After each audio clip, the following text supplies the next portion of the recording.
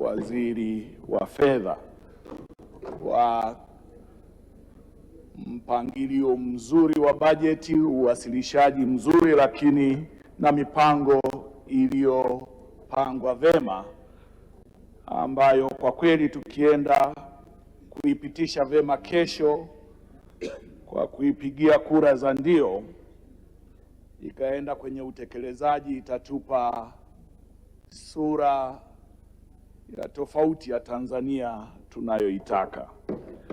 Lakini pili, tatu, ni wapongeze waheshimiwa wabunge kwa michango yao kwenye bajeti hii, bajeti kuu ya serikali, na hasa wale waliozungumza na kugusia eneo la kilimo, ambao kwa kweli ni wengi. Nawashukuru sana, na hoja zenu zote tumezipokea. Wahakikishe kila mchango kwetu una faida na tija kubwa, na tutaufanyia kazi kadri Mwenyezi Mungu atavyotujalia. Mheshimiwa Naibu Spika,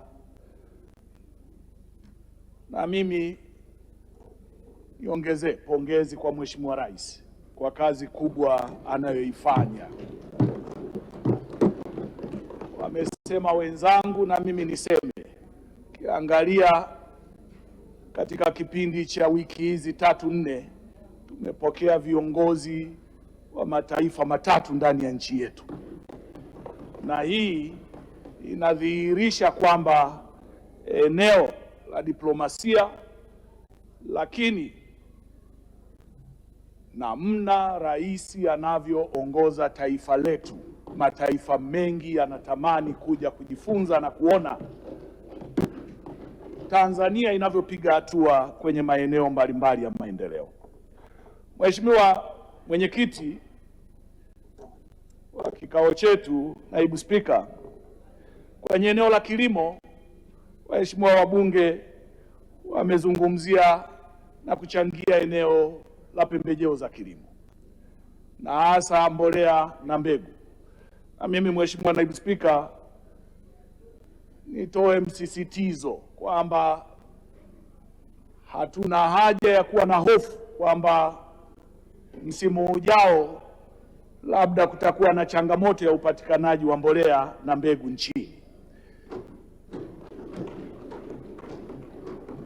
Mbolea itakuwepo na mbegu zitakuwepo, na niwahakikishie waheshimiwa wabunge na Watanzania, tutaendelea kutoa ruzuku kwenye pembejeo za kilimo. Mheshimiwa Naibu Spika, nisisitize tu kwenye eneo hili, msukumo mkubwa ni kuendelea kupanua wigo wa matumizi ya pembejeo zinazozalishwa nchini na hasa mbolea. Na niseme nashukuru wawekezaji ambao wameendelea kupanua wigo wa uwekezaji kwenye uzalishaji wa mbolea ndani ya nchi yetu.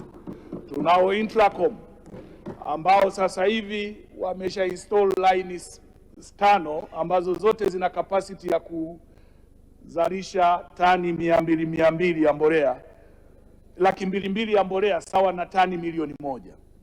Capacity hii ni kubwa, hasa ukizingatia kwamba nchi yetu matumizi ya mbolea ni kama tani 1,500,000 kwa msimu huu unaokuja ujao. Na kwa hiyo unaweza ukaona kama tukiamua na wakafunga mbolea kutoka nje, tayari tuna uwezo wa kufikia kwa uzalishaji wa ndani. Na hii ni ukichukua Intracom, tuna Minjingu na tuna wazalishaji wadogo ambao wanazalisha organic fertilizer nchini kwenye maeneo mbalimbali zikiwemo halmashauri mbili ya Kinondoni pamoja na Moshi Manispaa.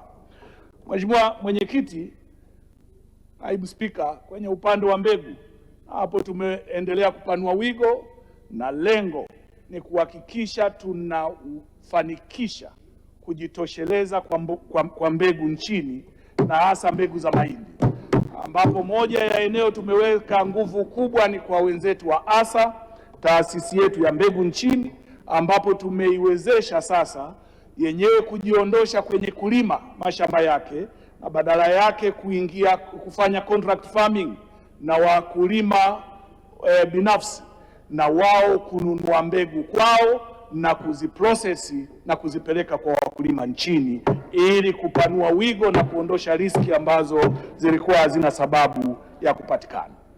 Nisisitize hapo, Mheshimiwa Naibu Spika, kuna watu ambao wanatumia mwanya wa ruzuku kwenye mbegu pamoja na mbolea kufanya udanganyifu na hasa kuweka mbolea zinazochanganywa kienyeji bila kufuata taratibu, na hivyo kuwatengenezea madhara wakulima wetu, kwamba serikali iko macho na hatutawafumbia macho kwa upuuzi wowote wataofanya hivyo.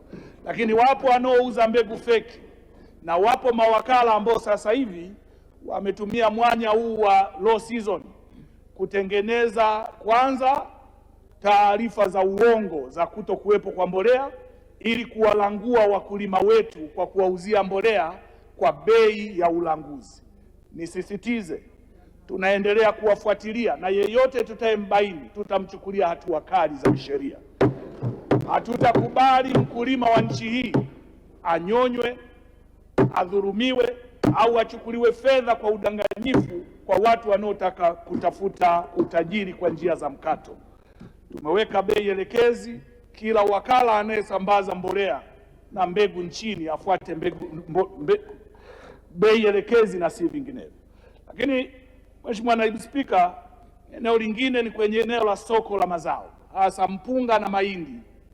Tumekuwa sasa hivi kwenye msimu wa mavuno na wakulima wetu wamekuwa wanaweka msukumo sana wa kuomba serikali iingie kununua ili kutengeneza msukumo wa kupandisha bei ya mazao. Niwasisitize, NFRA inafanya taratibu za mwisho za kuhakikisha inakwenda kununua mahindi na mpunga kwa wananchi, na hilo naamini litasaidia kutuwezesha kupata bei nzuri.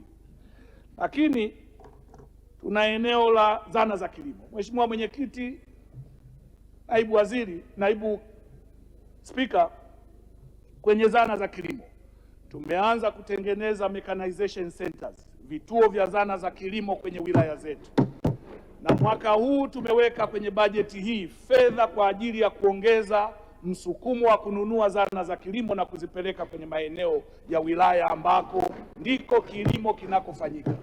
Niwahakikishie waheshimiwa wabunge, kila tutapopata zana hizi tutaenda kufungua vituo kwenye maeneo yenu ili wakulima wetu waendelee kuweka msukumo wa matumizi ya zana bora za kilimo badala ya kutumia jembe la mkono. Mheshimiwa Naibu Spika, kwa eneo la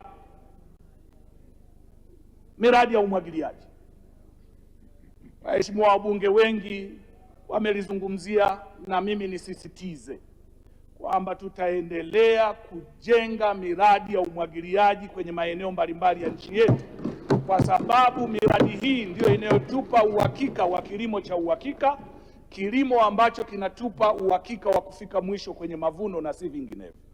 Mheshimiwa Naibu Spika, mwisho nielezee BBT, jenga kesho iliyo bora kwa vijana wetu. Huu mradi tumeuzungumzia sana na sasa tunakwenda kwenye wilaya mbalimbali nchini. Tumeanza na wilaya 18. Sasa hivi shughuli zinaendelea za usafishaji wa maeneo haya. Wito wangu waheshimiwa wabunge, mtaporudi tupange nafasi za kutembelea haya maeneo ili na sisi tuya own, tujue kinachoendelea, tujenge msukumo kwa vijana wetu na tuwaweke msukumo vijana kuendelea kupenda kilimo, kwa sababu kwa kweli bado nasisitiza kilimo ndio mgongo wa nchi yetu kwenye uchumi. Mheshimiwa Naibu Spika, kwa haya na kwa namna bajeti hii ilivyojielekeza kutatua changamoto za Watanzania na kwa namna bajeti hii ilivyobeba asilimia kubwa ya fedha zinazotokana na mapato yetu ya ndani, ninaomba waombe na mimi waheshimiwa wabunge tupige kura ya ndio, ili baada ya hapo mtuachie kazi ya kusukuma mambo ambayo tumewaahidi wananchi. Mwisho naomba kuunga mkono hoja. Asante sana Mheshimiwa Naibu.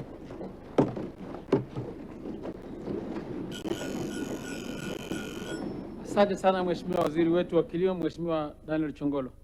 Nimemtaja Waziri wa Nchi, Ofisi ya Waziri Mkuu,